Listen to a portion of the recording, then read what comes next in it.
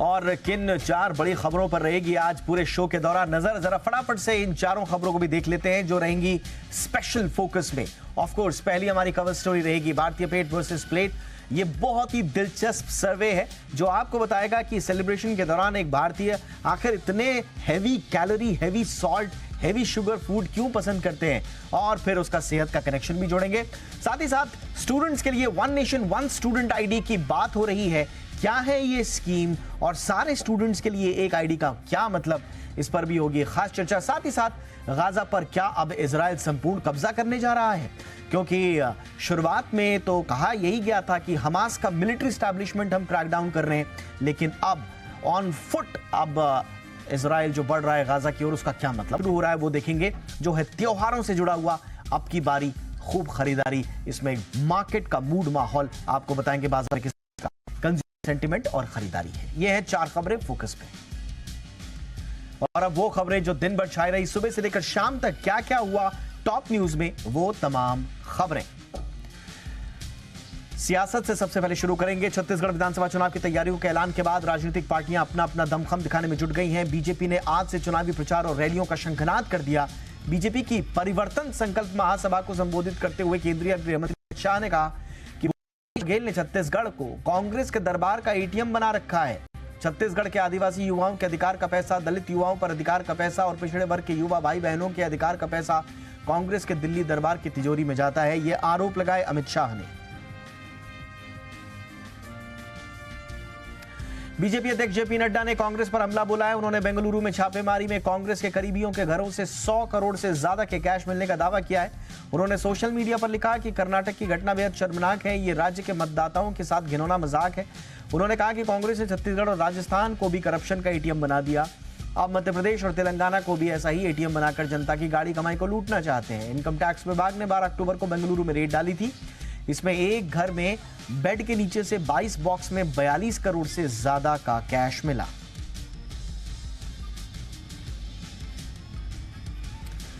कांग्रेस नेता राहुल गांधी अपने मिजोरम दौरे पर केंद्र सरकार पर जमकर निशाना साध रहे हैं। राज्य की राजधानी आइजॉल में एक कार्यक्रम को संबोधित करते हुए उन्होंने मणिपुर में जारी हिंसा का जिक्र किया। उन्होंने कहा कि बीजेपी ने मणिपुर के विचार को पूरी तरह से नष्ट कर दिया। राहुल गांधी ने कहा कि अब ये एक राज्य नहीं बल्कि 2 राज्य हो गए हैं। इससे पहले राहुल ने 5 किलोमीटर लंबी पदयात्रा निकाली। इस दौरान राहुल ने स्थानीय लोगों से मुलाकात की। सुप्रीम कोर्ट ने चुनावी फंडिंग से जुड़ी इलेक्टोरल बॉन्ड स्कीम को चुनौती देने वाली याचिकाएं संविधान पीठ को भेज दी हैं। इस पर अगली सुनवाई 30 अक्टूबर को होगी। सीजेआई डीवाई चंद्रचूड़, जस्टिस जेबी पारदीवाला और जस्टिस मनोज मिश्रा की बेंच ने आज इस पर सुनवाई की। 3 जजों की बेंच ने सुनवाई के दौरान कहा कि इस याचिका की अहमियत को समझते हुए कम से कम 5 जजों की बेंच के सामने इसे रखा जाना चाहिए। मामले की अगली सुनवाई 30 अक्टूबर को 5 जजों की संविधान बेंच करेगी।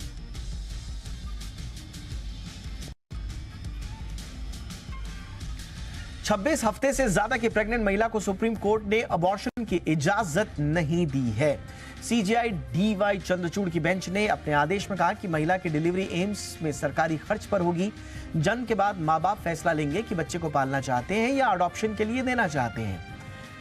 इसमें सरकार मदद करेगी। मामले की सुनवाई के दौरान महिला के वकील ने तर्क दिया था कि ये एक्सीडेंटल और अनप्लान्ड प्रेगनेंसी थी। महिला को नहीं लगता कि वो अगले 3 महीने तक इस प्रेगनेंसी को जारी रख सकती है। ये उसके अधिकारों का हनन है।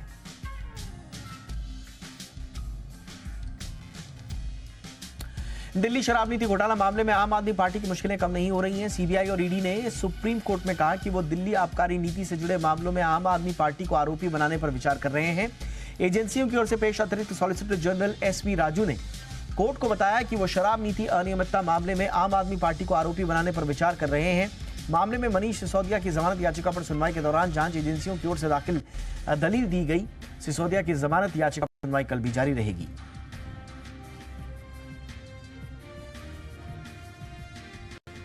इजराइल और हमास के बीच चल रहे भीषण युद्ध के बीच विपक्षी नेताओं के एक समूह ने आज दिल्ली स्थित फिलिस्तीन दूतावास का दौरा किया। इस समूह में सांसद दानिश अली, पूर्व सांसद मणिशंकर अय्यर, केसी त्यागी सहित कई विपक्षी नेता शामिल रहे। सीपीआई माले के महासचिव दीपांकर भट्टाचार्य, समाजवादी पार्टी के सांसद जावेद अली खान भी दूतावास का दौरा करने वाले नेताओं में शामिल रहे।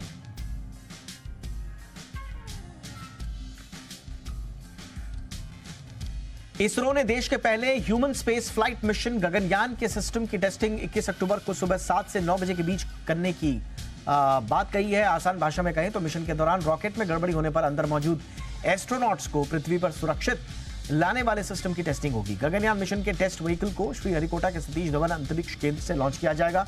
इस फ्लाइट में 3 हिस्से होंगे। इस मिशन में वैज्ञानिक ये टेस्ट करेंगे कि अबॉर्ट ट्रैजेक्टरी क्या ठीक तरीके से काम कर रही है या नहीं।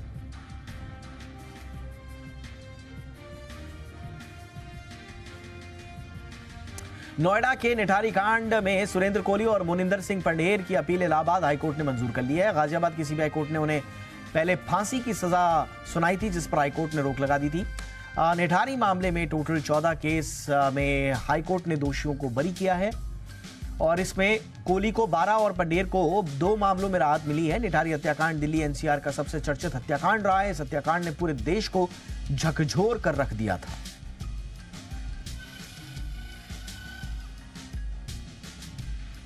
नौकरी के बदले जमीन घोटाला मामले में बिहार के डिप्टी सीएम तेजस्वी यादव को कोर्ट से एक और राहत मिली है। कोर्ट ने तेजस्वी को विदेश जाने की अनुमति दे दी है। आरजेडी सुप्रीमो लालू यादव के बेटे और बिहार के डिप्टी सीएम तेजस्वी यादव ने दिल्ली की राउ ज़वेरी कोर्ट से आधिकारिक यात्रा पर जापान जाने की अनुमति मांगी थी।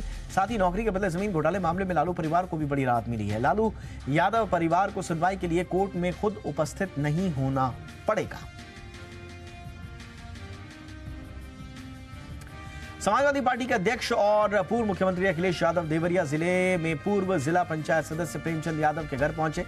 यहां पर पत्रकारों से बातचीत करते हुए उन्होंने कहा कि बीजेपी जाति के नाम पर राजनीति कर रही है। आपको बताएं कि 2 अक्टूबर को जमीन विवाद के चलते प्रेमचंद यादव और सत्यप्रकाश दुबे के परिवार में विवाद हो गया था। इससे पहले पूर्व जिला पंचायत सदस्य प्रेमचंद यादव की हत्या हुई। इसके बाद जवाब में उनके समर्थकों ने सत्यप्रकाश दुबे के पूरे परिवार को मौत के घाट उतार डाला। महाराष्ट्र के अहमदनगर में एक डेमो ट्रेन में आग लग गई। ट्रेन में आग लगने से हड़कंप मच गया। आग में ट्रेन के 2 डिब्बे पूरी तरह जलकर खाक हो गए, जबकि कुल 5 डिब्बे क्षतिग्रस्त हुए हैं। सौभाग्य से कोई जनहानि नहीं हुई। आग लगने के कारण अभी तक साफ नहीं हो पाए हैं। आग से ट्रेन को भारी नुकसान हुआ है। ट्रेन में आग लगने के बाद यात्री दहशत में आ गए और कुछ ने कूदकर अपनी जान बचाई। भारत के कई राज्यों में बारिश का दौर जारी है। कहीं रुक रुक कर बारिश हो रही है तो कहीं बर्फबारी हो रही है। जम्मू कश्मीर के बांदीपुरा में आज सीजन की पहली बर्फबारी हुई। इसमें पर्यटकों के चेहरे खिले खिले नजर आए। वहीं राजस्थान के कई इलाकों में बारिश से मौसम सुहावना हो गया है। हरियाणा के कई जिलों में भी तेज हवाओं के साथ झमाझम बारिश हुई। हिमाचल में शिमला में भी गरज और चमक के साथ तेज बारिश हुई। इसके बाद अब ठंड बढ़ने के आसार हैं।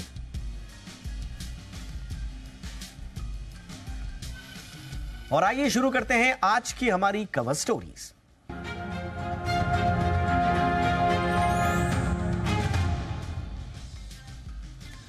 क्या आपको मालूम है कि 57% भारतीय हर खुशी को सेलिब्रेट करते हैं समोसे, छोले भटूरे, कबाब और गुलाब जामुन के साथ। यही नहीं, 58% भारतीय वेट लॉस के लिए एक्सरसाइज तब शुरू करते हैं जब उनके कपड़े टाइट होने लग जाएं।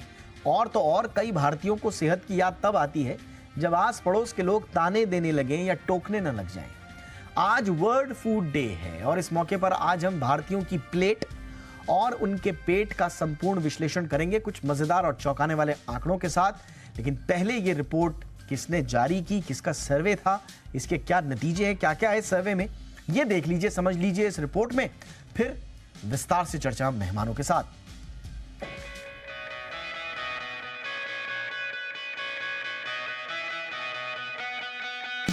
ग्लूटेन फ्री, वीगन और शुगर फ्री पार्टीज के जमाने में समोसे और पकोड़े का जश्न सिर्फ भारत में ही हो सकता है। दरअसल भारत अच्छी तरह से जानता है कि पार्टी करनी कैसे है। सेलिब्रेशन हमारी आत्मा है। मजाल है कि बिना सेलिब्रेशन कोई पर्व, त्योहार या मौका निकल जाए। और सेलिब्रेशन बेस्वादा नहीं, बाकायदा जश्न के तेल में डूबी भावनाओं की पकौड़ियों के साथ होना तय है। ये बात अलग है कि जश्न की इस प्लेट का हमारे पेट और बिगड़ती सेहत से सीधा वास्ता है। लेकिन सेहत की बात बाद में, पहले करेंगे प्लेट का विश्लेषण। वेलनेस प्लेटफॉर्म फिटेलो ने एक ताजा सर्वे किया है।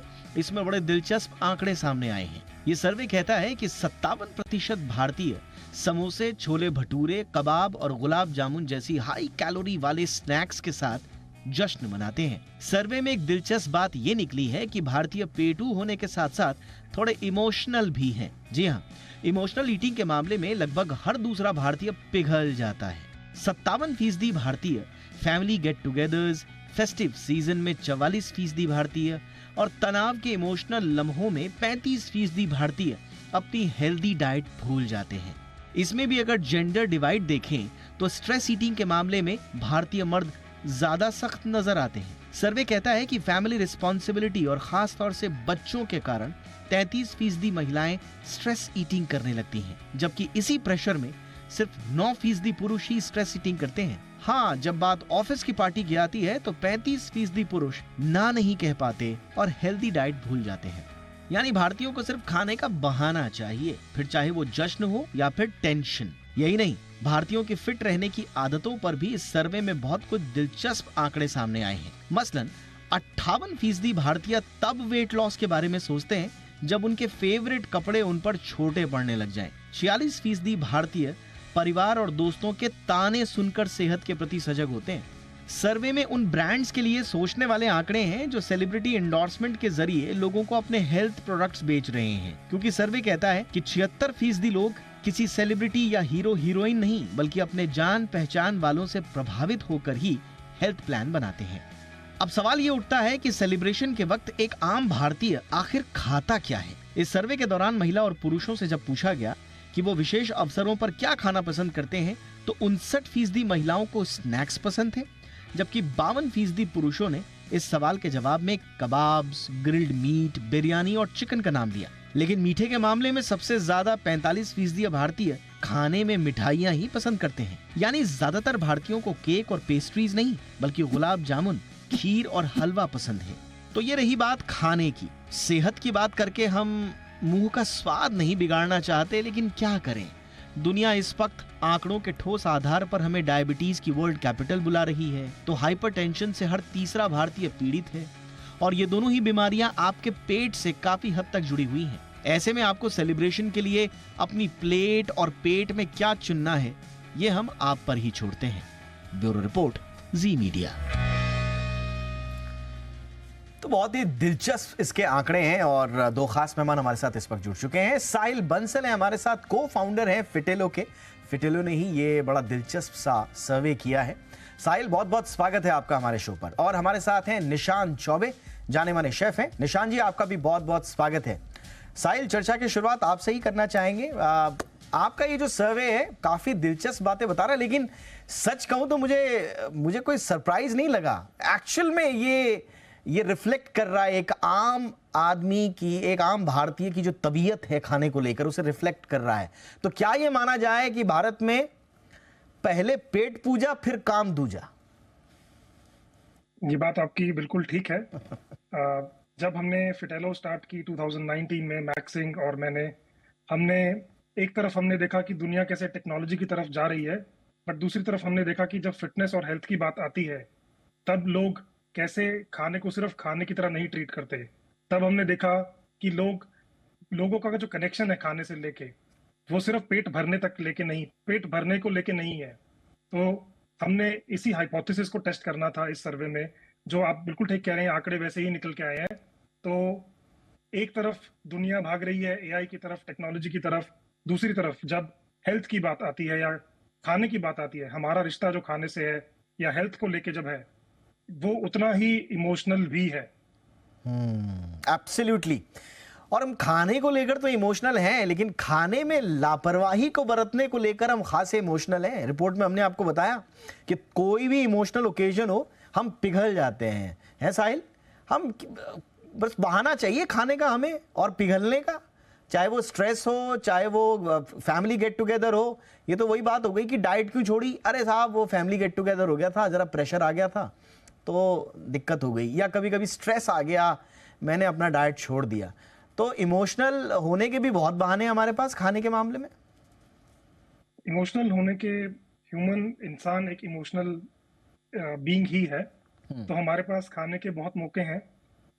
सोशल मीडिया ने, टेक्नोलॉजी ने हमें और इमोशनल बना दिया है और हमें मौके मिल गए हैं खाने के। खाना ऑर्डर करना बहुत सिंपल हो गया है।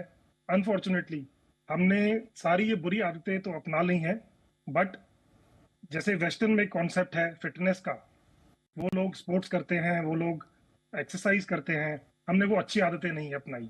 तो एक साइड पे हम अपना नुकसान कर रहे हैं, बट दूसरी साइड पे जो हमें अच्छी आदतें अपनानी चाहिए, अभी भी हम उसमें काफी पीछे हैं। एब्सोल्युटली। अब देखिए, ये भारतीयों का ना ये खाने का जो कनेक्ट है इमोशंस के साथ, उसका थोड़ा सा कल्चरल सिग्निफिकेंस भी है, और हमारा इंटीग्रल रोल है इंडियन कल्चर में खाने का। शेफ चौबे, आप बताएं, ये सेलिब्रेशन हमारी स्पेशल डिशेस और फीस्टिंग और वो भी हैवी खाने के आसपास ही क्यों घूमती रहती है? सेलिब्रेशन मतलब समोसा क्यों है हमारे लिए? वी कैन नॉट, हम लोग अवॉइड नहीं कर सकते समोसा और पाव भाजी और छोले भटूरे अपने डाइट से। बट ये है कि मेरा ये कहना होगा कि वट एवर यू ईट, एक उसका ऑप्शन जरूर ढूंढना चाहिए, बिकॉज एज राइटली सेड, मैं इस स्टडी को भी देख रहा था, बहुत ही मतलब बहुत कोर स्टडी किया हुआ है कि how do we, I think अगर हम मॉडरेशन में चीजों को यूज करें तो मुझे नहीं लगता कि किसी तरह का हानि है। ठीक है, क्या होता है कि हम बिंज ईटिंग करने लगते हैं, हम इतना ज्यादा खाने लगते हैं कि उसकी जो टोटल न्यूट्रिशन है वो तो भूल ही जाते हैं। तो इसलिए आई थिंक आप मॉडरेशन में खाओ। आई डोंट थिंक सो कि हमें खाने में किसी तरह का लगाम होना चाहिए, बट पोर्शन कंट्रोल जो एक वर्ड है, उस पे हमें जरूर काम करना चाहिए। और अगर हम किसी तरह से उसके साथ, मान लीजिए मुझे समोसा ही बनाना है, तो हम इंस्टेड ऑफ फ्राइंग अगर हम उसको बेक करें या एयर फ्राई करें, काफी ऑप्शन है आज के डेट में हमारे पास मिलेट्स का भी बहुत ज्यादा सिग्निफिकेंस आ गया है। 2023 anyways, it is declared as the year of millets, तो हमें मिलेट्स का भी यूज करके थोड़ा सा चीट डाइट का भी बट निशान जी, फिर उसमें निशान जी, एक संकट आ जाता है यहाँ पे, सेलिब्रेशन का संकट आ जाता है कि वो सेलिब्रेशन में हमारी इंडियननेस नहीं रह जाती, वो जो जश्न में जो भारतीयता है ना, हिंदुस्तानियत है, वो नहीं रह जाती। फिर सुनने को मिलते हैं ताने। आप किसी पार्टी में जाइए, उनको आप परोस दीजिए बिल्कुल डाइट वाला खाना, तो और कितना भी महंगा क्यों ना हो, कितने भी नाना प्रकार के व्यंजन क्यों ना हो, आके आपको उलाहनाएं और ताने ही मिलेंगे। अरे क्या क्या साहब, कोई सेलिब्रेशन था? अरे बस ऐसे ही रूखा सूखा खिला दिया। और आप जरा 2 समोसे रख दीजिए, जरा 4 पकोड़े रख दीजिए, शायद कितने ही सस्ते क्यों ना हो। आजी साहब, मजा आया, मजा तो आया वहां जहां समोसे और पकोड़े मिले। तो ये जो सेलिब्रेशन की जो हिंदुस्तानियत है, इसका भी तो रिस्क रहता है निशान जी। I completely agree. और एक बात और भी मैं यहाँ बताना चाहूँ कि अगर फ्राइंग है तो फ्राइंग अनहेल्दी नहीं है, अनटिल आप इतनी बार उसमें फ्राई कर दें कि वो कार्सिनोजेनिक हो जाए। तो ये है कि वही है कि एक राइट तरीका है, हम अपने मेन्यू से इन सब चीजों को नहीं हटा सकते। आई थिंक वो हमारा एक्चुअली रिलीजन है। अगर आपके, आई कंप्लीटली एग्री जो आपने बोला है कि हम कैसे सेलिब्रेशन की थाली, बट ये है इसको थोड़ा सा हेल्थ की ओर मूव करें, because as rightly the study says कि हम लोग अपना वर्कआउट नहीं करते, हम लोग इतना एक्सरसाइज नहीं करते, तो हमें नहीं है कि हम एक बार में इतना खा ले कि it is we lose the entire interest. क्या होता है कि वही है कि मतलब आप खाओ, लेकिन एक कंट्रोल में खाना, एक कंट्रोल में सात्विक सेलिब्रेशन भी हो सकता है, क्या क्यों नहीं हो सकता? जो हम खाएं उसमें अगर हम सीजनल चीजों का यूज करें, अगर उसमें टिक्की ही खानी, मुझे चाट ही खाना है फॉर एग्जाम्पल, तो क्यों ना हम जो अपने जो सीजन वाली चीजें हैं उसके साथ चाट बना के खाएं, वो भी तो एक सेलिब्रेशन का ऑप्शन हो सकता है। इनफैक्ट मैंने काफी काम किया है सीजनल इंग्रेडिएंट्स पे, और वो भी मैं समझता हूँ कि celebration with thought of health, I think वो और ज्यादा सेलिब्रेशन को I think it will encourage more. And बहुत इंपॉर्टेंट है बच्चों को भी ये चीज बताना, नॉट ओनली अबाउट एडल्ट्स। हमें talking of, yes, talking of children, talking of बच्चे, ये बिल्कुल निशान जी, आपने बच्चों की बात की, जेन जी का इसमें खास तौर से जिक्र है। साहिल जी, जेन जी, लग रहा है आपकी रिपोर्ट कह रही है कि थोड़ा बहुत मिलेनियल्स और जेन जी वो बात करते तो हैं हेल्दी स्नैकिंग के बारे में, लेकिन मैंने जैसा कहा कि एक ट्रिगर चाहिए उनको, बस ऐसा लगता है वेट कर रहे हैं वो। अब हल्का सा उनको इमोशनल कुछ स्ट्रेस हुआ या थोड़ा सा उनके ऊपर प्रेशर आया तो वो फिर अपना बिंज ईटिंग शुरू कर देते हैं। तो ये एक ब्रेकिंग पॉइंट है अभी भी जेन जी का खाने के मामले में। जी, इनफैक्ट हम अपने प्लेटफॉर्म पे फिटेलो पे भी ये देखते हैं कि जेन जी के पास आज की डेट में एक्सपोजर बहुत ज्यादा है। हमारे जो सोशल मीडिया पेजेस हैं फिटेलो के और मैक्सिंग के जो पेजेस हैं, उसमें हम बहुत इंफॉर्मेशन शेयर करते हैं कि मॉडरेशन हर जगह कैसे करनी है, चाहे वो खाने को लेके है, चाहे वो स्लीप को लेके है, चाहे वो मूवमेंट को लेके है। आपको ड्रास्टिक स्टेप्स नहीं लेने हैं, बट अनफॉर्चुनेटली आज की डेट में दुनिया इतनी तेज भाग रही है, रील्स का जमाना है, तो लोगों को स्ट्रेस भी और ज्यादा हो रहा है, और उसके कारण हमने इस जनरेशन में स्ट्रेस एंड इमोशनल ईटिंग के पैटर्न्स और ज्यादा देखे हैं। एब्सोल्युटली। अच्छा, एक बड़ा दिलचस्प है साहिल जी इसमें डेटा आपका कि ज्यादातर हिंदुस्तानियों को तब याद आती है वेट लॉस की जब उनके कपड़े टाइट होने लगते हैं। ये प्रैक्टिकली बात बिल्कुल सही लगती है, लेकिन क्या आपको जो फीडबैक मिल रहा था, किस तरह से लोग रिएक्ट कर रहे थे, और इस आंकड़े पर आप लोगों ने क्या फिर विश्लेषण किया? देखिए, हमें सबको पता है स्मोकिंग से नुकसान होता है, हमें सबको कुछ चीजें पता होती हैं, बट जब ये विजिबल सिग्नल आते हैं तब हम एक्शन लेते हैं। अनफॉर्चुनेटली ह्यूमन नेचर ऐसा ही है। चाहे आप, कुछ लोग हैं जिनके लिए अवेयरनेस काफी है कि कुछ गलत हो रहा है और मुझे एक्शन लेना है, बट कुछ लोग ऐसे ही चीजों का इंतजार करते हैं, वेट करते हैं टू टेक एक्शन। जैसे इसी का एक और डेटा पॉइंट था, ऑलमोस्ट 50% लोग जब उन्हें कोई कह देता है, उनके ऊपर कोई कमेंट कर देता है, तब उनको लगता है उनको एक्शन लेना चाहिए। ताने मारे, जब तक ताने नहीं आए तब तक जो है सेहत के बारे में जागृति नहीं आएगी। जी, तो मोर देन इंटरनल अभी ये एक्सटर्नल है, तो ये अवेयरनेस से बेटर हो सकता है, बट अवेयरनेस के नाम पे भी आज की डेट में बहुत कुछ है सोशल मीडिया पे। अगर अच्छी अवेयरनेस मिले, लोगों को सही इंफॉर्मेशन मिले, तो इससे ये सॉल्व हो सकता है। एब्सोल्युटली। शेफ निशांत, अब ये एक बड़ी दिलचस्प इसमें एक फाइंडिंग और है कि हम स्नैक्स जब पसंद कर रहे हैं तो महिलाएं तो वही कह रही हैं कि ठीक है स्नैक्स मतलब इंडियन स्नैक्स। अब पुरुषों को जो है वो पुरुष कह रहे हैं साहब स्नैक्स मतलब तो बिरयानी, स्नैक्स मतलब तो कबाब चाहिए हमें, स्नैक्स मतलब तो हैवी स्नैक्स होने चाहिए। तो ये कौन सी फिलॉसफी है, ये किस तरह का रुझान है? ये हमारे लिए भी थोड़ा सरप्राइजिंग है। राइटली जो स्टडी थोड़ा सा हमें इन्होंने जो बताया है कि जी जी, महिलाओं को ज्यादा स्नैक, टिक्की और चाट पसंद है, तो मेन पुरुषों को ज्यादातर बिरयानी और कबाब पसंद है। तो बिरयानी में भी मैं इस तरह से कहूंगा कि आप थोड़े से ब्राउन राइस की बिरयानी ट्राई करें, थोड़ा वाइल्ड राइस की बिरयानी ट्राई करें। वो बहुत इजीली अभी अवेलेबल है और अवेयरनेस बहुत ज्यादा है। लोग माइंडफुल ईटिंग की तरफ भी बढ़ रहे हैं। आप अगर मैं चूंकि मैं शेफ हूं, मैं कस्टमर्स के साथ डील करता हूं, तो वो ऑप्शन ढूंढते हैं कि क्या इसमें आपने कुछ अनरिफाइंड, अनपॉलिश्ड चीजों का यूज किया है, क्या ये ऑप्शन अवेलेबल है। तभी मैंने आपको पहले ही बताया कि मिलेट्स भी बहुत ज्यादा आज के डेट में चाहे मैंने अभी जवार की बिरयानी बनाई थी और वो बहुत टेस्टी बना था। क्या बात। तो सेम मैं बोलूंगा कबाब, अगर आप ग्रिल्ड करके कबाब को खाएं, और अगर आपने चार ग्रिल्ड किया है और अगर आपने वो डीप फ्राइंग वाली कबाब को नहीं यूज किया है, तो I think that's quite high, quite nice. और सबसे बड़ी बात है कि मॉडरेशन, जो सर ने भी बताया कि मॉडरेशन, अगर हम अपनी चीजों को रिफाइंड फ्लावर, रिफाइंड शुगर और रिफाइंड सॉल्ट तो अगर हम मॉडरेशन में यूज करें तो हम कहीं ना कहीं दूसरों के ताने से बचेंगे और दूसरे के कमेंट से बचेंगे और रील में भी ज्यादा कमेंट्स आएंगे। क्या बात है, रील में भी ज्यादा कमेंट आएंगे। अच्छा, ये भी एक बड़ा ट्रेंड है कि आप एक डिश नहीं चाहिए आपको, क्योंकि आपको खाना भी है और उसको इंस्टाग्राम पे पोस्ट भी करना है। इस चक्कर में वो ज्यादा आपको वैरायटी चाहिए। शेफ, जरा मैं आपसे पूछूंगा, इंडियन लोग अनलाइक वेस्टर्न या दूसरे देशों के जो लोग हम देखते हैं, वहां पर देखा जाता है कि फूड की क्वालिटी कैसी है, आपने क्या बनाया, उसमें कौन सी भावनाएं डाली, उसकी फिलॉसफी क्या है। हमारे यहाँ देखा जाता है क्वांटिटी क्या है, आप कितनी सारी डिशें बनाई और क्या क्या बनाया। तो ये कुछ अलग है भारतीय जो फूडीज हैं उनके मामले में। अगर मैं इंडियन थाली को देखूं, बिकॉज मैंने डायबिटीज पे भी बहुत रिसर्च किया है, तो अगर इंडियन थाली वो एक वेल बैलेंस्ड थाली है।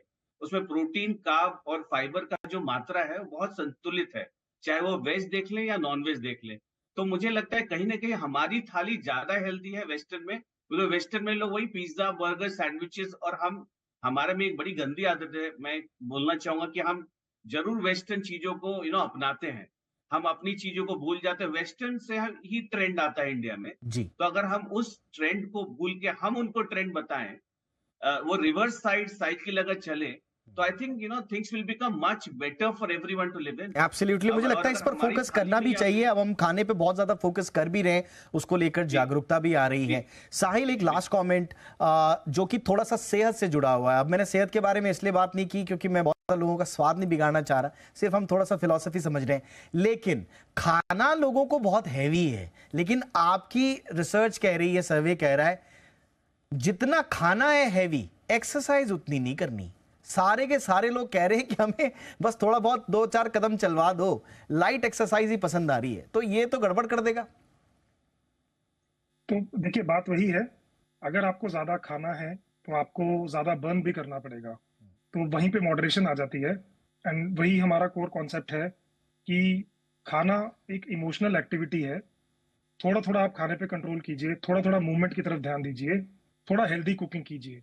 अगर ये सब चीजें आप बैलेंस में कर पाएं तो जिंदगी में आप हेल्दी रह सकते हैं, फिट रह सकते हैं, इतना मुश्किल नहीं है। Absolutely, absolutely. तो खाने के साथ एक स्पेशल रिलेशन है और हमारे तो पूरे कल्चर का हिस्सा रहा है खाना, और खाने पर हमारे वेदों में, पुराणों में, हर जगह सब कुछ जिक्र है। एक रिलेशनशिप है हमारा, लेकिन इस रिलेशनशिप के साथ एक रिस्पॉन्सिबिलिटी भी आती है और एथिक्स भी आते हैं। उन एथिक्स का ध्यान रखना है।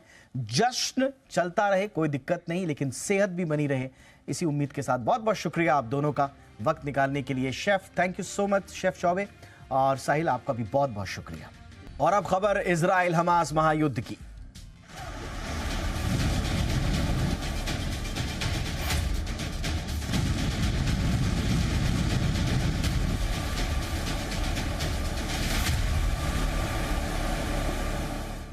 सात अक्टूबर से शुरू हुई इजराइल हमास जंग का आज 10वां दिन है और अब तक इजराइल के हमलों से गाजा में 2600 से ज्यादा लोगों की मौत हुई है। इनमें 724 से ज्यादा बच्चे, 370 से ज्यादा महिलाएं भी बताई जा रही हैं। वहीं हमास के हमले में करीब 1400 से ज्यादा इजरायली मारे गए हैं। इजराइल हमास जंग के बीच अमेरिकी राष्ट्रपति जो बाइडेन ने कहा कि हमास का खात्मा जरूरी है, लेकिन गाजा पर कब्जा इजराइल की बड़ी गलती होगी। बाइडेन ने अपने बयान में कहा कि हमास ने बर्बरता की है, इस संगठन का खात्मा तो होना ही चाहिए, लेकिन फिलिस्तीनी लोगों के लिए भी देश होना चाहिए, अलग सरकार होनी चाहिए। वहीं अगर इजराइल गाजा पर कब्जा कर लेता है तो ये तो बड़ी गलती हो जाएगी। और इजराइल ने हमास के खिलाफ छिड़ी जंग को निर्णायक मोड़ पर पहुंचाने की पूरी तैयारी कर ली है। गाजा पट्टी में हमास के ठिकानों को तहस नहस करने के बाद अब इजरायली सेना गाजा पर फुल एंड फाइनल अटैक की तैयारी में है। इस बीच इजराइल की इमरजेंसी सरकार की कैबिनेट बैठक में नेतन्याहू ने 2 टूक शब्दों में कहा कि वो हमास के टुकड़े टुकड़े कर देंगे।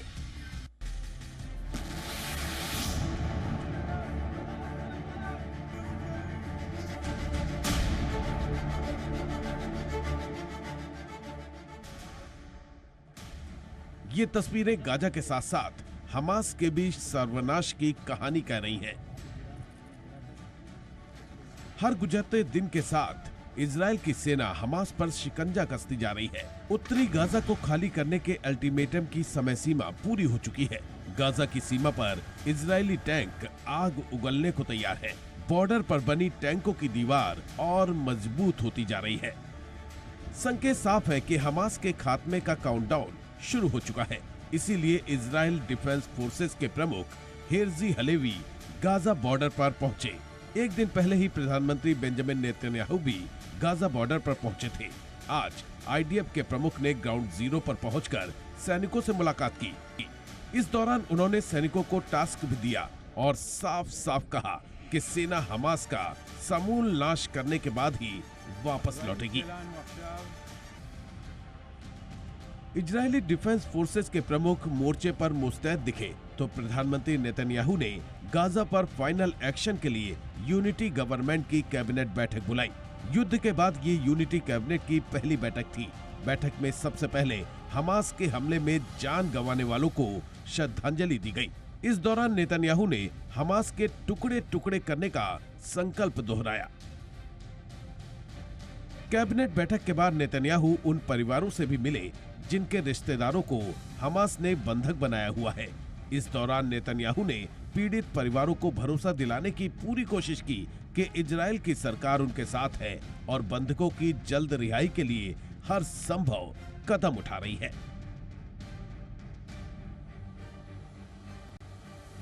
उधर इजराइल के रक्षा मंत्री योव गैलेंट ने चेतावनी दी कि सेना हमास आतंकियों को खत्म कर देगी। दरअसल इजरायली वायुसेना ने 9 दिनों से गाजा पट्टी में हमास के ठिकानों पर बमबारी जारी रखी हुई है।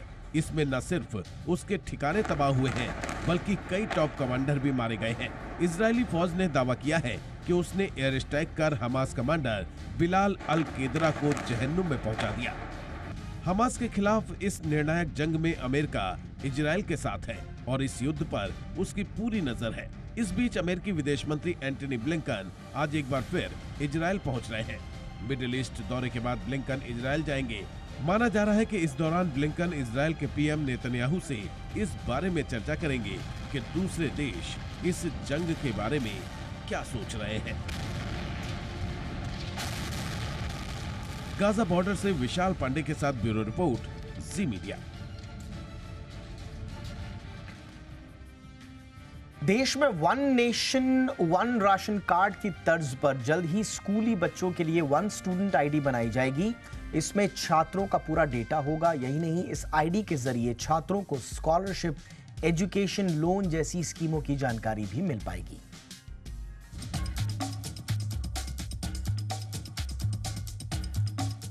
देश में वन नेशन वन कार्ड की तर्ज पर जल्द ही स्कूली बच्चों के लिए भी वन आईडी योजना पर केंद्र सरकार काम कर रही है।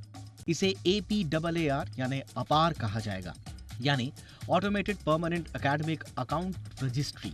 ये आईडी प्री प्राइमरी से लेकर हायर एजुकेशन तक के बच्चों के लिए एक भारतीय आईडी होगी, जिसे आधार कार्ड से भी लिंक किया जा सकेगा। इस एक आईडी में एकेडमिक यात्रा का पूरा लेखा जोखा होगा। इसमें छात्र छात्रा का सारा academic record, sports activities, extra curricular activities और दूसरी शैक्षणिक गतिविधियों का सारा डेटा एक साथ होगा। यही नहीं, automated permanent academic account registry या अपार आईडी से छात्र छात्राओं को स्कॉलरशिप, एजुकेशनल लोन, अवार्ड्स, सरकारी स्कीमों का बेनिफिट लेने में भी आसानी होगी। किसी भी पेरेंट्स को स्कूल बदलवाने पर यह अपार आईडी बदलवाने की जरूरत नहीं होगी। पूरे देश में किसी भी राज्य में चले जाएं, स्कूल में दाखिला लेने पर स्टूडेंट आईडी सेम रहेगी। इस आईडी से एक डिजी लॉकर इकोसिस्टम भी बनेगा, जिसके जरिए बच्चे अपने report cards, health cards, olympiad और स्पोर्ट्स अचीवमेंट संबंधित सर्टिफिकेट्स, कल्चरल एक्टिविटीज से जुड़े सर्टिफिकेट्स या डेटा को एक जगह रख पाएंगे। न्यू एजुकेशन पॉलिसी 2020 के तहत भारत सरकार ये स्टूडेंट आईडी की पहल पर काम कर रही है और इसका इस्तेमाल सिर्फ एकेडमिक इस्तेमाल के लिए ही किया जाएगा। छात्रों की यूनिक आईडी के लिए केंद्रीय शिक्षा मंत्रालय बच्चों के आधार कार्ड के जरिए उनके नाम, पते, जन्म की तारीख और फोटो समेत कई जानकारियां जुटा रहा है। जल्द ही इस आईडी को छात्रों के एजुकेशन सिस्टम से जोड़ दिया जाएगा। ब्यूरो रिपोर्ट, जी मीडिया। सरकार और बासमती चावल एक्सपोर्टर्स के बीच चल रही तनातनी जल्द ही खत्म हो सकती है। बासमती चावल पर अगस्त से लागू MAP से एक्सपोर्टर्स के कारोबार पर पड़ रहे असर को लेकर आज जॉइंट सेक्रेटरी कॉमर्स के साथ एक्सपोर्टर्स की बैठक हुई और इसमें आश्वासन दिया गया कि सरकार एक्सपोर्टर्स के सुझावों पर गंभीरता से विचार कर रही है और इस पर जल्दी फैसला भी होगा। हो सकता है कि अंतर मंत्रालयी बैठक में प्रस्ताव को मंजूरी भी मिल जाए। दरअसल आइडिया, AIREA और दूसरे एक्सपोर्टर्स ने एपिडा चेयरमैन के साथ पूरा अपडेट भी साझा किया और अब मंगलवार को राइस एक्सपोर्टर्स की बैठक में दोबारा खरीद शुरू करने पर चर्चा हो सकती है। अमरीश पांडे मेरे सहयोगी इस वक्त हमारे साथ जुड़ चुके हैं। अमरीश, काफी इंतजार कर लिया एक्सपोर्टर्स ने, तो फाइनली क्या अब कुछ बड़ा राहत वाला फैसला लेगी सरकार? देखिए दीपक, सरकार की प्राथमिकता है फूड सिक्योरिटी को इंश्योर करना, साथ साथ अफोर्डेबिलिटी और अवेलेबिलिटी को इंश्योर करना, और इसीलिए फैसला सरकार ने लिया था जिसमें की तारीख तय की गई थी 15 अक्टूबर, यानी कि 15 अक्टूबर को नई फसल आने तक सरकार ने ये MEP, मिनिमम एक्सपोर्ट प्राइस को तय कर रखा था। अब चूंकि पिछले 2 बार की जो अंतर मंत्रालय बैठकें वो नहीं हो पाई थी, लिहाजा ये फैसला ले पाना सरकार के लिए मुश्किल हो गया था। इसलिए सरकार ने ये जो पिछला ऑर्डर था उसको ही अगले आदेश तक कंटिन्यू किया था। आज एक्सपोर्टर्स ने सरकार के साथ यानी कि फूड मंत्रालय के साथ और एपीडा के साथ और साथ साथ जो है कॉमर्स मंत्रालय के साथ बैठक की थी और बैठक में साझा किया कि आपके आश्वासन के बाद, जो कि आपने कहा था कि मिनिमम एक्सपोर्ट प्राइस को कम किया जाएगा, उसके लिए हमने धान खरीद शुरू कर दी थी। अब अगर इसको नहीं कम किया जाता है तो हमें बड़ा नुकसान होगा, साथ साथ हम धान की खरीद भी नहीं कर पाएंगे। लिहाजा सरकार ने आश्वासन दिया है कि अगली अंतर मंत्रालयी बैठक में इस बात का फैसला ले लिया जाएगा कि जो MEP है उसको कितना कम किया जाना है। जो सरकार के सूत्र हमें बता रहे हैं उसके अनुसार 850 से 950 रुपए प्रति डॉलर प्रति टन का जो है रेट ये सरकार तय कर सकती है। चूंकि अभी जो एक्सपोर्टर्स हैं उनका कहना है कि भारत के जो $1200 प्रति टन के जो रेट के बाद से भारत का मार्केट जो है डाउन हो गया था। साथ साथ इस बात का जो प्रीमियम है वो पाकिस्तान ले रहा था, ये एडवांटेज पाकिस्तान को जा रहा था। लिहाजा सरकार से आग्रह किया गया था कि इसको कम करने की जरूरत है। अब सरकार उस एमईपी को कम करने के लिए एक नया आदेश ला सकती है। जो जानकारी हमें मिली उसके अनुसार अगले अंतर मंत्रालय बैठक के बाद 850 से $950 प्रति टन का रेट, इसके बीच का कोई रेट तय किया जा सकता है। और एक विशेष शर्त इसमें जरूर लगाई जाएगी कि जो किस्में यानी कि बासमती की जो किस्म सिर्फ एक्सपोर्ट के लिए पैदा की जा रही है उनको ही इसके लिए इजाजत होगी। यानी कि साधारण बासमती जो हम आप खाते हैं वो एक्सपोर्ट नहीं की जा सकेगी और बाकी जो बासमती है उसके लिए जो 850 से $950 प्रति टन का रेट है वो सरकार अप्रूव कर सकती है और जल्दी इस पर फैसला लिया जाएगा। जी बिल्कुल। और ये तो देखिए एक्सपोर्टर्स का ये भी कहना था कि इस मौके का फ़ायदा पाकिस्तान उठा रहा है और इसीलिए सरकार के फैसले से निराश भी थे। लेकिन अब देखते हैं, अंतर्राष्ट्रीय बाज़ार में मांग भी घट रही थी और उसका स्वाभाविक रूप से उसकी जो रेट्स हैं उस पर भी पड़ रहा था।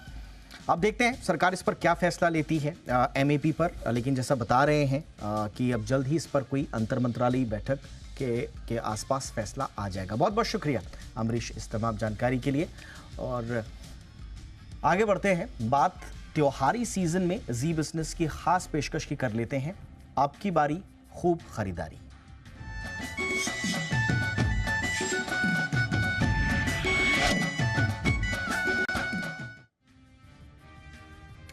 तो नवरात्र की शुरुआत हो चुकी है, बाजार सज चुके हैं। ऐसे में सोने, चांदी और हीरे जवाहरातों की चमक कस्टमर के शोरूम की ओर खींच रही हैं।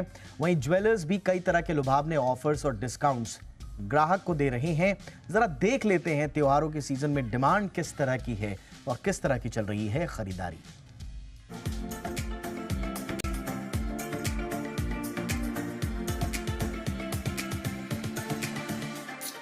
त्योहारी सीजन का इंतजार न केवल ग्राहक बल्कि कंपनियां भी करती हैं, क्योंकि इस सीजन में बिक्री अच्छी होती है।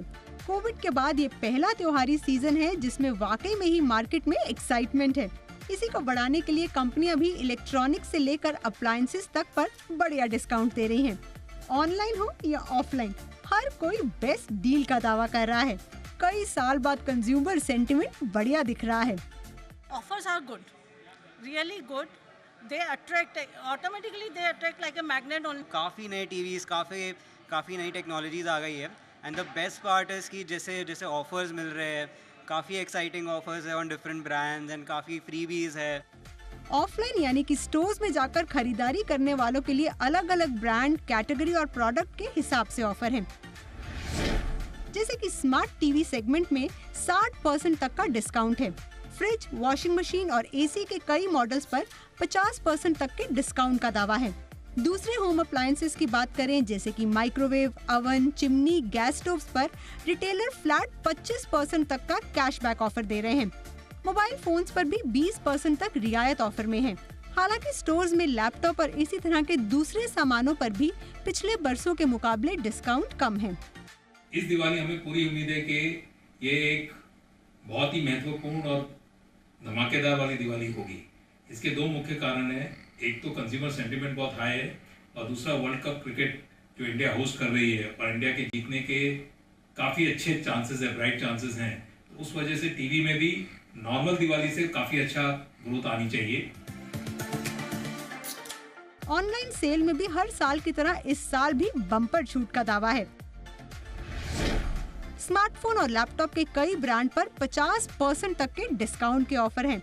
स्मार्ट टीवी पर 60%, फ्रिज, वॉशिंग मशीन पर 40%, सिलेक्टेड किचन अप्लायंसेस पर 65% तक और वैक्यूम क्लीनर पर 70% तक के डिस्काउंट का दावा है। इसमें कई डिस्काउंट कंपनियां सीधे दे रही हैं, जबकि कई discount brands card tie ups के जरिए दे रहे हैं।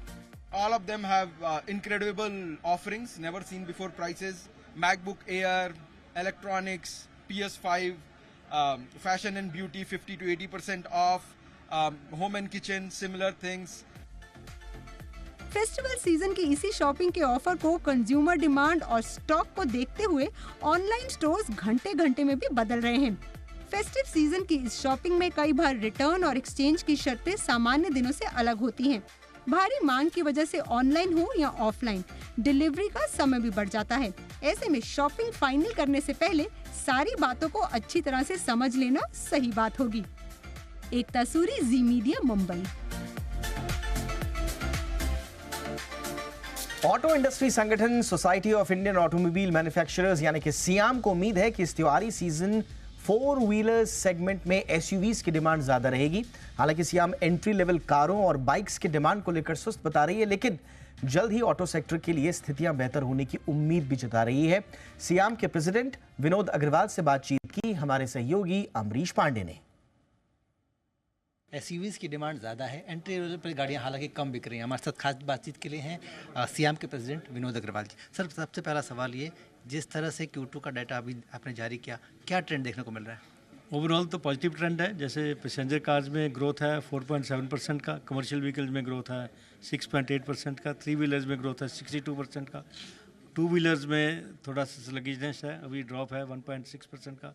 बट ओवरऑल अच्छा है और फेस्टिव सीजन शुरू हो गया है तो सेंटिमेंट्स पॉजिटिव है and we are looking forward to good financial year.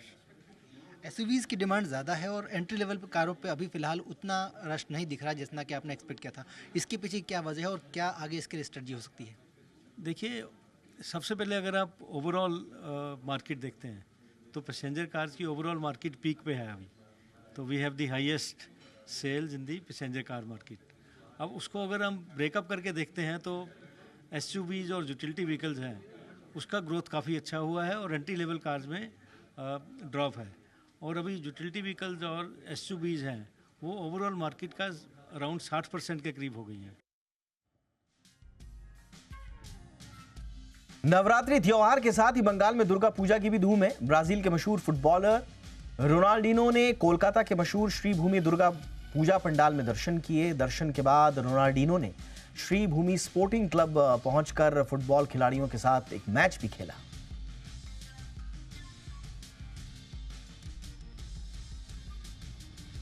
और नवरात्र में गरबा नाइट्स की रौनक गुजरात में खूब देखने को मिल रही है। अहमदाबाद में गरबा नाइट्स में टैटू का तड़का भी खूब देखने को मिल रहा है। अहमदाबाद से देखिए हमारी सहयोगी सपना शर्मा की ये रिपोर्ट।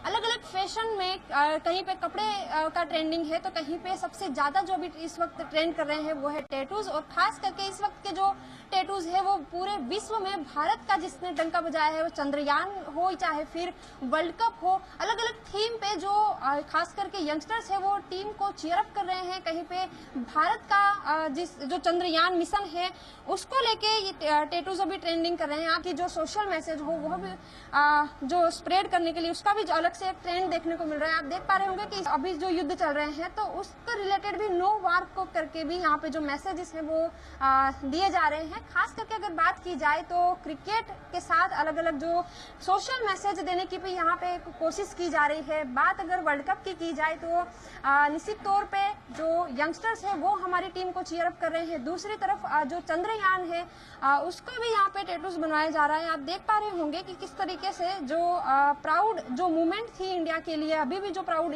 मूवमेंट है इंडिया के लिए, उसे लेकर भी जो टैटूज है वो बनवाए जा रहे हैं। साथ ही साथ विशेष बात इस प्रकार की है कि कहीं ना कहीं जो हर साल जो टैटूज नवरात्रि की थीम पे बनाए जाते हैं वो तो है ही, वो तो ट्रेंड कर ही रहे हैं, लेकिन उसी के साथ साथ कहीं ना कहीं सोशल मैसेजेस भी देने की एक कोशिश की जा रही है। साथ ही साथ जो वर्ल्ड कप का मैच है, पूरी जो दुनिया जिसकी नजर जिस पे टिकी हुई है उसे भी एक अपनी टीम चीयर अप करने के लिए उसका भी एक प्रयत्न युवाएं कर रहे हैं।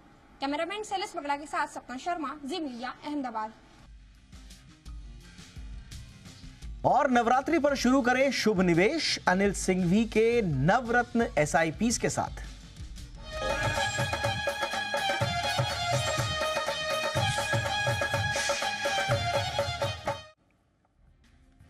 तो नवरात्रि में आप भी अपने पोर्टफोलियोज में भर सकते हैं पॉजिटिव रिटर्न का उत्साह।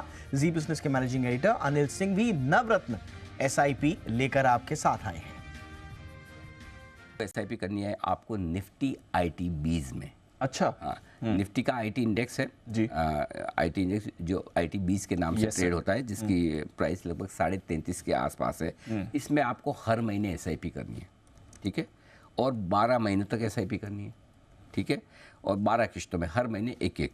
बीच बीच में जहाँ कहीं मुझे लगेगा कि आईटी सेक्टर के और ज़्यादा बेहतर परफॉर्मेंस के संकेत आते दिख रहे हैं, वहाँ पे मैं आपको शॉर्ट ब्लास्ट एसआईपी का भी संकेत दूंगा अगले 1 साल तक। एसआईपी करने के 3 तरीके हैं। एक तो ये कि आप चाहें तो सीधा निफ्टी आईटी 20 ईटीएफ में पैसा लगाएं, वो ईटीएफ खरीद बेच सकते हैं, सिंपल सी चीज़ है। दूसरा तरीका है ईटीएफ फंड्स हैं, कुछ फंड्स हैं, मैं सेलेक्टिवली 4 फंड आपको दे रहा हूँ। वो फंड इसलिए दे रहा हूँ कि ये ज़्यादातर एयूएम के हिसाब से बड़े फंड्स हैं।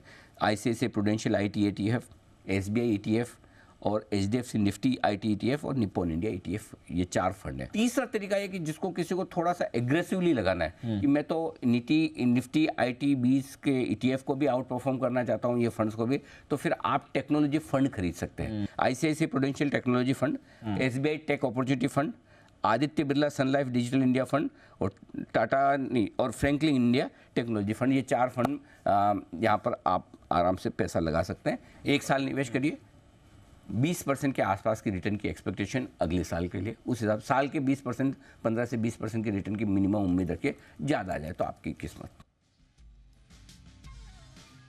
चलिए तो लगे हाथ बाजार की बात भी कर लेते हैं। कारोबारी हफ्ते के पहले दिन बाजार में सीमित दायरे में कारोबार होता हुआ दिखा।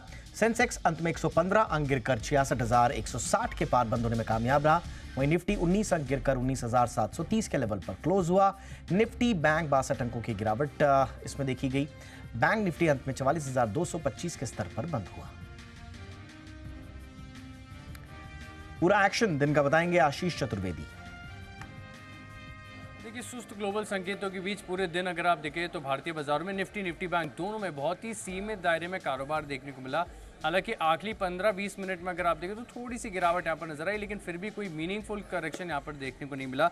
निफ्टी की बात की जाए तो मामूली 15-20 अंकों की गिरावट के साथ बंद हुआ। निफ्टी बैंक की बात करें तो 50 अंकों का कट रहा है। Stock specific action comparatively better था। निफ्टी में बढ़ने वाले स्टॉक्स की बात की जाए तो हीरो मोटोकॉर्प 2% ऊपर, मेटल स्टॉक्स की तरफ से पार्टिसिपेशन काफ़ी बढ़िया था। और कोल इंडिया जहाँ पर हम देख रहे हैं कि लगातार बड़ी तेज़ी देखने को मिल रही है, आज भी करीब 1.5% के गेंस के साथ ये स्टॉक बंद हुआ। लेकिन फार्मा स्टॉक्स पर जो ब्रोकरेज हाउस की रिपोर्ट आई, इसकी कवरेज के बाद 2.5% की गिरावट डिविस लैब में।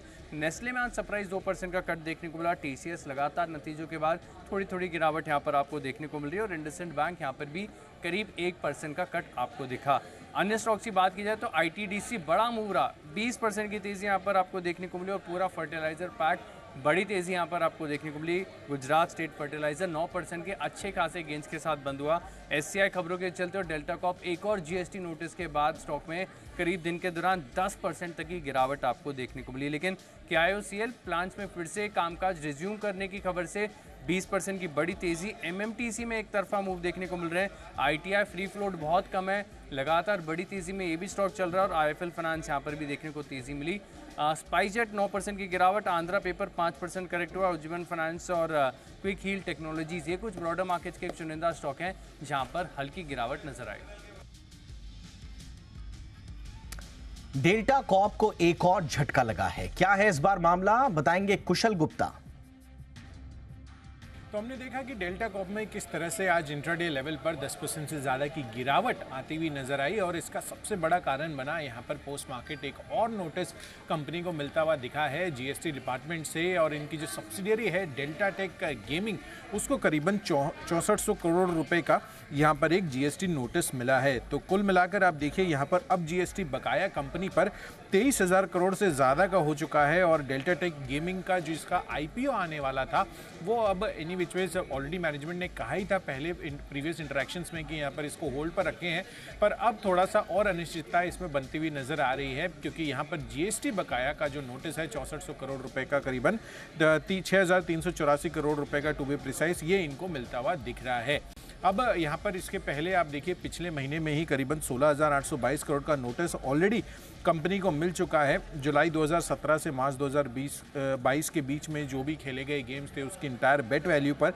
तो अब देखना है कि यहाँ पर कंपनी इस चीज़ को कैसे चैलेंज करती है और आगे क्या आउटकम रहता है। हालांकि मैनेजमेंट ने जो दूसरी तिमाही का इनका जब नंबर्स आए थे तो मैनेजमेंट का ये कहना था कि जीएसटी बकाया राशि को लेकर ये फुल्ली कॉन्फिडेंट है कि आगे चलकर यहाँ पर जो फैसला होगा कोर्ट में वो इनके हक में ही आ सकता है और इसी वजह से उन्होंने अपने जो दूसरी तिमाही के नतीजे थे उसमें कोई भी एडजस्टमेंट्स नहीं किया था। पर एडजस्टमेंट्स नहीं भी किया तो आप देखिए यहाँ पर स्टॉक प्राइस में किस तरह का रिएक्शन आया है। 11 जुलाई करीबन 247 रुपये भाव था और अब धीरे धीरे गिरते गिरते ये 128 के भी नीचे लुढ़कते हुए नजर आ रहे हैं। तो ऑलमोस्ट 48% से 50% जो है इनकी जो वैल्यू है सीधे तौर पर डिप्रिशिएट हो चुकी है in terms of stock price. अब यही देखना है कि यहाँ पर वापस से एक रिवर्सल आता है या नहीं, किस तरह से फैसला, किस तरह से हियरिंग आगे चलकर होती है इस मामले को लेकर, ये देखना अब इसके लिए और पूरी इंटायर ऑनलाइन गेमिंग कंपनियों के लिए ये एक बहुत ही अहम बात आगे चलकर होने वाली है।